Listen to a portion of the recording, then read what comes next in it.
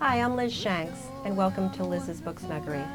Books create Christmas memories of the heart.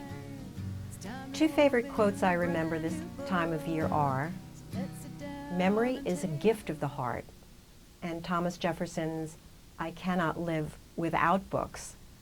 Memories and books are inextricably linked for me. Books create memories that resonate with enjoyment lasting long after this coda I remember as a child from a musical version of Clement Clarke Moore's A Visit from St. Nicholas. Imagine, if you will, the night after the visit from Santa with this poignant added verse. 'Twas the night after Christmas, and all through the house. Not a creature was stirring, not even a mouse. The presents are scattered and broken, I fear, and St. Nicholas won't come again for a year. Hearing those lines as a child, I found them strangely sad, but true. What memories will we give to children this Christmas? Don't laugh, but I still have the Bobbsey twin books. By the way, these classic books are still in print, inscribed by my parents from Christmases when I was 4, 5, and 6. Am I the exception in this regard? Perhaps, but somehow I don't think so. I tried hard, but I have no memory of the toys that were under the tree that year or where they are. But each time I pick up those books, I am immediately linked to Christmas memories of years past and of the pleasure those books gave as I read and reread them. Anita Silvey, former publisher of children's books, former editor of The Horn Book, and regular speaker on children's literature, echoes this feeling when she said in the introduction to her book, "Everything I need to know, I learned from a children's book." When we give children's books, we become part of their future, part of their most cherished memories, and part of their entire lives. Children's books change lives. But hey, I'm a realist too, and fully realize the unforgettable feeling kids get when they receive the gift, the one they've dreamt and hoped and longed for over many months. Even Broadway has a musical version of the movie The Christmas Story, the truest portrayal of that feeling. It's the 1950s Midwest set piece of the indomitable Ralphie, whose fondest wish for Christmas is a Red Ryder BB gun, and who is undeterred by parental roadblocks of, "You'll shoot your eye out." But I think it doesn't have to be either or with books and toys, but and. Maybe some classic picture books tucked in the mix, along with some newly discovered classics, are the right balance. Christmas, after all, is all about giving. Both St. Nicholas and Santa, both noted givers, are only symbols of what we really hope our children enjoy this Christmas, the intangibles of the spirit of love, joy, and selflessness. Please create a memory and tradition of the heart this Christmas for a child with one book or a trove of timeless classics. Years from now, book in hand, they may just be thumbing through a memory. To help you get started, I've selected some classic and new Christmas books I found that are beautiful and acknowledge the secular and religious balance to Christmas that parents struggle with each year. They are books that celebrate both the holy day and holiday traditions of the Christmas spirit. My next Christmas selection is called Annie and the Wild Animals by Jan Brett. What would Christmas be without a picture book by the beloved Jan Brett? And the one I've chosen is rich in narrative, art, and praise. Publishers Weekly leads the love notes to Miss Brett with this quote on Annie and the Wild Animals with these words, "The pictures hold countless surprises.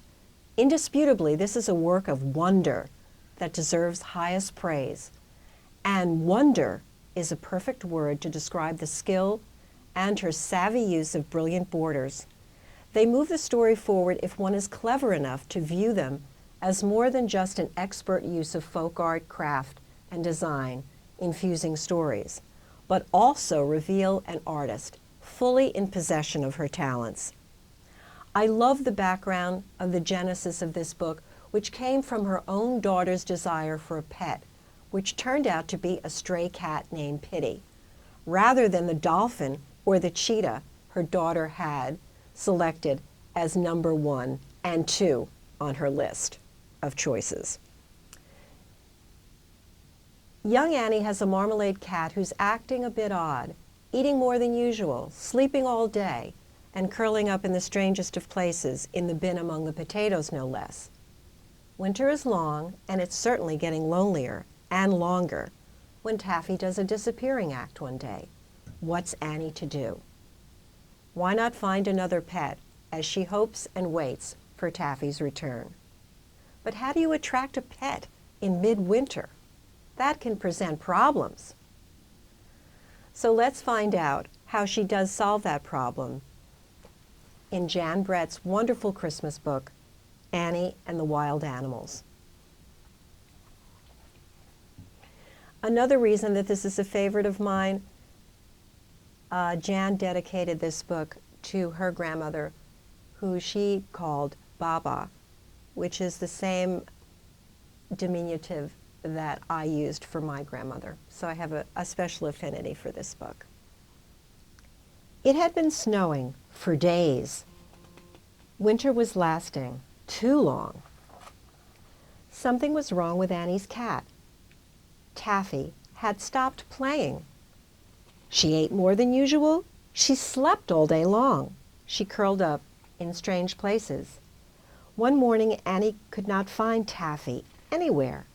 She looked and looked, but Taffy was gone. Annie was lonely. I need a new friend, she thought. Annie placed a corn cake at the edge of the woods.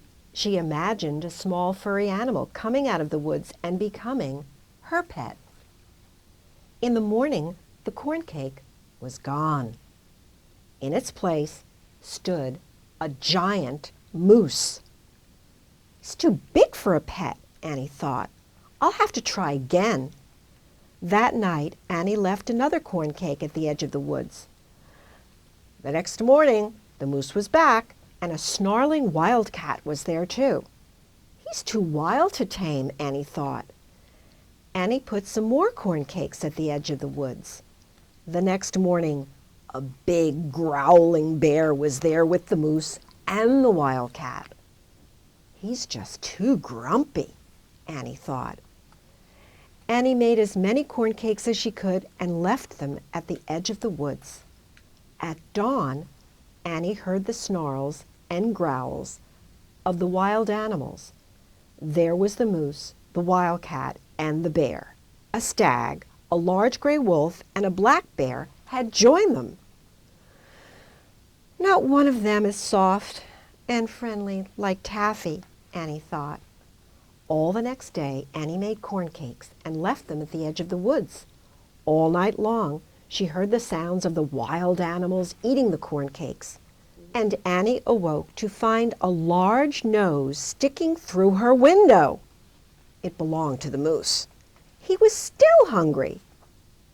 There were wild animals everywhere. They roared for their next meal, and the little house shook. The animals wanted more corn cakes, but when Annie looked into the barrel of cornmeal, it was empty. She couldn't make any more corn cakes. Annie was sad. She would never find a pet now. She missed Taffy so much. All night, a warm breeze blew from the south. The snow melted. Plants pushed their way through the soil, and trees sprouted buds. The woods were coming alive again. The wild animals went back to the woods. They would find food there, now that spring had finally come. Then, as unexpected as the warm spring breeze, Taffy walked proudly toward Annie. Taffy! Annie exclaimed, "You've come home! Where have you been?" Taffy looked back the way she had come, and out of the woods came 3 soft and friendly kittens. Annie would not be lonely anymore. The wonderful thing about Jan Brett, in addition to the wonderful narratives and the absolutely beautiful illustrations from Annie and the Wild Animals, is the fact that when you sit down with your child and you read this book, if your children are very observant and you point out the borders of the book, as the story unfolds, they will be able to discern for themselves what has happened to Taffy and why she has suddenly disappeared for a period of time. And that might allay any of their fears as to what has happened to Taffy in the midwinter cold. It's a wonderful, wonderful story, and I hope you enjoy it. I thought long and hard before I decided to give this Christmas sign-off for the Snuggery. I dithered, thinking, is this the image I want left on the internet forever and ever? But then I reasoned, I love hats, and what's wrong with spreading some musical holiday cheer to all my readers at Liz's Book Snuggery, and to thank them for visiting the site this year and for leaving the comments that I so enjoy reading. So, Merry Christmas from Liz's Book Snuggery.